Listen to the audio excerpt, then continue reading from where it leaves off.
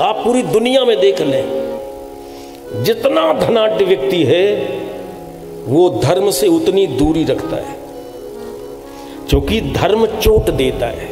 जो जो वो कर रहा है उस पर चोट देता है, तो वो चोट कोई आदमी बर्दाश्त नहीं करना चाहता। पैसा है बस, ठीक है। धर्म हमें बार बार रोकता है कि ये क्या कर रहे हो, कहाँ की तैयारी है, ये नरक जाओगे, ऐसा कर रहे हो। तो रूह कांप जाए, तो फिर वो धर्म को छोड़ देते हैं। धनाढ्य लोग अगर धर्म की ओर जाते हैं तो उनमें भी उनका कोई गणित होता है। वो तो जो भीतर घुसे हैं वो जानते हैं,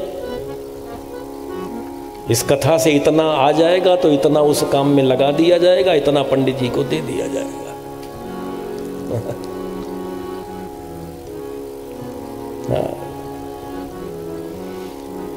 जिसकी दृष्टि हमेशा धन पर रहे। अब कहेंगे आप, ये कह सकते हैं कि ये हिरण्याक्ष की कथा हर बार कथा भागवत में क्यों सुनाई जाती है? ये जरूरी है, हमारे भीतर ही ये दैत्य बैठा हुआ है जो हर तरह से पैसे को देखना चाहता है। आंख केवल धन पर हो, खर्च नहीं। कुछ लोग ऐसे होते हैं कि वो केवल देखते हैं, बस खर्च वर्च नहीं करते हैं। खर्च करने में उनको बुखार आ जाता है, अरे राम इतना कम हो गया। आज 100 रुपया है तो वो 100 पर दृष्टि रखते हैं, और कहीं 50 और आ गया तो वो मान लेते नहीं नहीं 100 नहीं 150 है हमारा, और उसमें 10 खर्च हो जाए तो ये तो 140 रह गई है। दृष्टि केवल धन पर हो, ये है प्रत्यक्ष लोभ। आप लोगों ने एक बात सुनी होगी, मैं आपके अनुभव की बात या बहुश्रुत बात सुनाऊं जो बहुधा सुनी होगी, कि जो संपत्ति सोना चांदी लोग गाड़ देते हैं जमीन में, तो कहते हैं वो गड़ा हुआ धन कुछ समय के बाद उसमें जीव पड़ जाता है। ये सुना है आपने? चर्चा में है कि नहीं? वो खोदना नहीं भैया, उसमें सर्प निकल आएगा। और कई लोगों ने कहा कि नहीं हमारा अनुभव है, ऐसा हुआ। इसकी वास्तविकता कुछ पता है आपको? सुवर्ण धातु है, जड़ है, जड़ में जीव कैसे हो सकता है? वैज्ञानिक दृष्टि जड़ से जीव हो ही नहीं सकता, जड़ जड़ है। और फिर सब लोग ये कहते कि नहीं ये पक्की बात है, सोना गड़ा था वो सांप बन गया। तो इसको क्या गप मानोगे, क्या मानोगे? एक डोकरी पुराण होता है? लोग कहते हैं डोकरिया पुराण।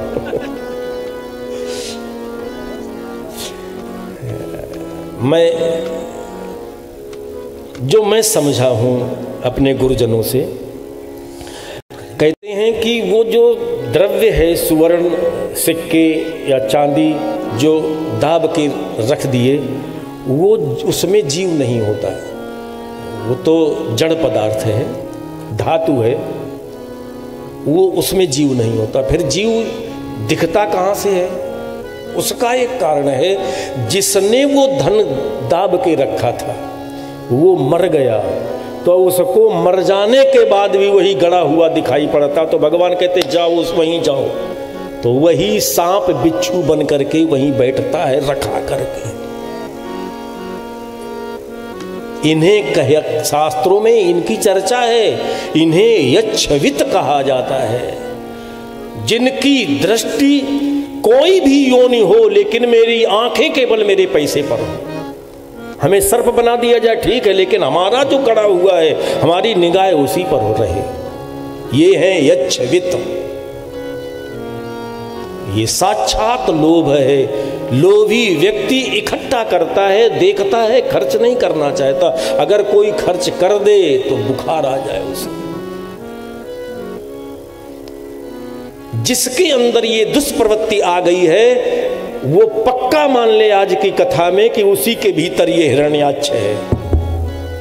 तो बोलो ये मरना चाहिए कि नहीं मरना चाहिए? ये खतरनाक रोग है, ना खा सको ना खिला सको, और मरने के बाद सांप और बिच्छू अलग से बनो। उसको भागवत थोड़ी कुछ फायदा करती है।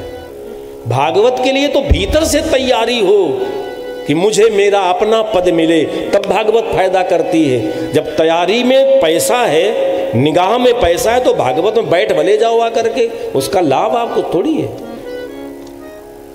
बात क्या है? जो मेरा स्वरूप है, जो मेरी चेतना है, ये उसकी कथा है, इसलिए अच्छी लगती है बस। बाकी उसमें परिवर्तन रत्ती भर नहीं होना है। जब तक आप तैयार नहीं होकर के आएंगे, या कि परमात्मा से प्रार्थना ना करेंगे कि हे ईश्वर मुझे इस द्वंद प्रपंच से उबार करके अपना दर्शन करा दो, यानी मेरे स्वरूप में मुझे प्रतिष्ठापित करा दो। जब तक ये भाव नहीं आएगा, तब तक भागवत सत्संग का कोई प्रभाव जीवन में नहीं होगा। प्रत्यक्ष लोभ है, ये जाता नहीं है, मिटता नहीं है। लोभ दिन पर दिन बढ़ता है। रामचरितमानस में तुलसीदास जी ने कहा है, लोभ कफ है, जकड़ लेता है पूरी छाती को।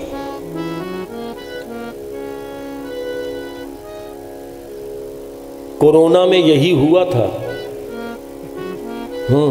कफ ने वृक्ष को जकड़ा, आदमी खत्म। और आज पहले कोरोना नहीं तो पहले लोग कहते थे निमोनिया, निमोनिया भी यही है। कफ ने छाती को जकड़ लिया और समय से इलाज नहीं मिला, आदमी गया। ये लोभ है। मर जाएंगे लेकिन ये रोग छूटेगा नहीं।